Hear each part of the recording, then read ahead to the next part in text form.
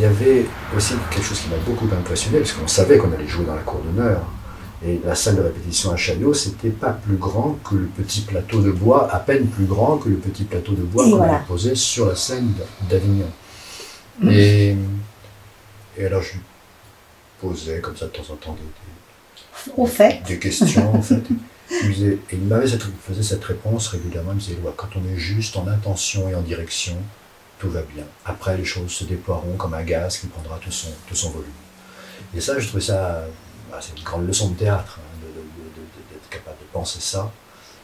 Et donc de ne pas être obnubilé, même s'il y a une projection imaginaire dans l'espace de la cour d'honneur, mais dans l'espace, c'est toujours au présent, dans l'espace. Oui. On fait le théâtre de l'espace dans lequel on est. Et il y avait cette foi dans le théâtre. Voilà. Le miracle aura lieu de toute façon. Mais dans le confinement, si je puis employer ce mot, de la petite salle de répétition, on avait un effet de concentration aussi du verbe Clodelia, une vision très, très précise de proximité avec les acteurs, avec leur gestuelle, avec les émotions qui les traversaient. Et en fait, voilà, passer dans la cour d'honneur, on en reparlera, c'était juste naturel. En fait. On a fait quand même, avant d'arriver dans la cour d'honneur, on est passé au grand plateau de Chaillot. On a eu un petit sas. Un petit sas intermédiaire où on a changé un peu d'échelle, on a pu déjà mesurer. C'est là qu'on avait fait ce monstre. Ouais, le premier monstre. On avait assemblé l'ensemble des scènes. Dans les éléments qui étaient complexes aussi dans la cour d'honneur, pour nous, c'est que on allait jouer, donc pour des raisons d'orientation festivalière, il y avait des représentations de parties et puis des représentations intégrales. Mais nous, on a travaillé comme si on allait faire des intégrales. Et donc, par exemple, avec Patrice Trottier, c'était c'est un souvenir inoubliable pour moi. On a travaillé des nuits et des nuits jusqu'à l'aube, jusqu'à ce que la lumière ne marque plus, à construire la lumière du spectacle de A à Z, puisque quand on jouait en deux parties, il fallait la conduite linéaire pour l'ensemble. Évidemment. Mais quand on a fait la première intégrale, et qu'on est arrivé à 3h du matin, 4h du matin, que l'aube s'est levée, et qu'on a vu progressivement les lumières ne plus rien marquer. Oui, dégouliner, quoi. Enfin, tout voilà, était fini. Et on voyait les acteurs dans leur nudité, une première, avec la fatigue, le masque de maquillage. Le rimel qui fout le camp, comme dit Ferré. C'était, et là, tout d'un coup, le cœur vous serre, parce qu'on avait passé des heures à régler, et rien de cette partie-là, en tous les cas du travail poétique de Patrice Trottier, dans l'intégrale, ne jouait plus. Ce qui jouait, c'était autre chose. Dans le passage dans la cour d'honneur, il y a eu donc ce petit sas à Chaillot avec l'arrivée des premiers éléments scénographiques complémentaires qui relevaient de ce que de l'esthétique de l'ex-voto qu'on avait imaginé à partir des premières esquisses de Yanis. Et je raconte, je ne sais pas si tu te souviens de l'épisode de l'évanouissement d'Antoine. Ah non. À l'arrivée des bateaux. Des petits bateaux qui vont servir. La flottille. La flottille. Oui.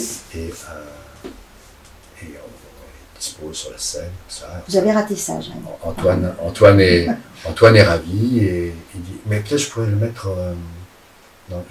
Je préférerais le mettre dans l'autre sens, dans cet axe-là par rapport à la mise en scène. Et là, Yanis lui dit c'est pas possible, Antoine, parce que ce sont des demi. Pour des raisons d'économie, ce sont des demi-bateaux. Et là, Antoine, oui, c'est quasiment un évanouissement, entre la chose rêvée et puis le réel tout d'un coup qui arrivait, il y avait un effondrement, qui était lié aussi à la fatigue, c'était arrivé en bout de course, comme ça. Donc il y a eu ce petit moment, comme toujours en fait, le moment où. Parce que dans la répétition, dans la salle de répétition, il y a une sorte de poétique de la répétition. Vous êtes, le tonneau de la négresse, c'était un carton, et puis, puis avec un ballet de service qui était là. Oui, un art pauvre qui a un art pauvre, des ersatz qui, à l'intérieur de la logique de la construction imaginaire qui est la nôtre, deviennent notre réalité.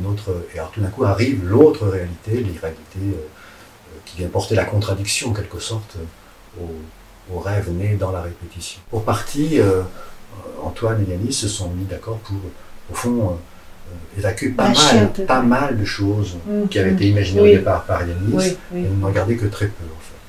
Il y a eu beaucoup de choses qui ont été repoussées sur l'orbe, à la marge. Parce que aussi Antoine ne voulait pas se lancer dans l'idée qu'on allait enchaîner vite et mal les séquences à l'emporte-pièce, comme il disait. Il ne fallait pas du tout qu'on ait une régie compliquée. Il fallait que complexifier le ballet d'objets, c'était pas possible. Il fallait au sens villarien que chaque acteur soit le régisseur de son propre espace. Il entre avec son espace, voilà. Serge Maggiani rentre avec son mât sur le dos comme une croix, comme un Christ portant. C'est déjà pas mal. Et voilà, et c'est fini, et voilà. Ou bien il y a un globe terrestre qu'on met, d'accord, ok, mais on est chez le roi d'Espagne, et ça suffit. Donc tout était métonymique. Voilà, il y avait une raréfaction des signes. Qu'est-ce qui est essentiel au jeu et à la compréhension de la fable, et éliminer tout ce qui pourrait être un surplus, qui pourrait apparaître comme décoratif ou illustratif. Il y avait économie des signes et aussi ce qu'il appelait l'histoire des signes à l'intérieur de la représentation. C'est-à-dire comment un signe prend un sens à un endroit donné, puis en prend un autre à un autre endroit, dans un autre contexte. Vous diriez que c'était un hommage un peu au nom de Claudel, enfin à cette chose... Est-ce que c'était conscientisé de la part d'Antoine Vitez de faire appel à cette strate aussi de code de jeu dont vous parlez? Il ne nommait pas tout, il ne disait pas tout de ce... Il y avait une part d'inconscience aussi, peut-être, mais qui était nourrie évidemment de toutes ces lectures et d'une connaissance très profonde qu'il avait.